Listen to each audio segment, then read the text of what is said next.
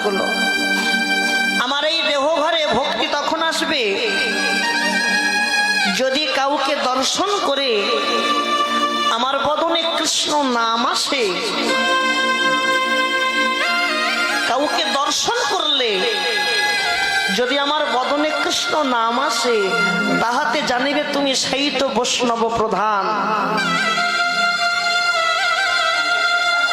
যাকে দর্শন করলে বদনে আইসে কৃষ্ণ নাম, তাহাতে জানিবে তুমি সেই তো বৈষ্ণব প্রধান। দর্শন করা মাত্র যদি আমার বদনে কৃষ্ণ নাম আসে, মাথায় রাখবেন সেই হচ্ছে বৈষ্ণব। সঙ্গে সঙ্গে তার কাছে গিয়ে কথা বলো বা না বলো, তার কাছে গিয়ে মাথাটা নত করো।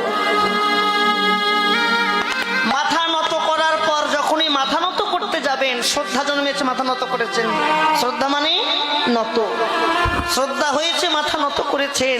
মাথা নত করার পর নিজের বিবেক আপনাকে প্রশ্ন করবে, তুই যার কাছে মাথা নত করেছিস, যদি পারিস একবার তার চরণটা গিয়ে প্রণাম কর। যদি পারিস তার চরণে ধুলি অঙ্গে মাখ। তাহলে প্রথমে কি আসে বাবা? শ্রদ্ধা, তারপরে ভক্তি, তারপরে আসে প্রেম।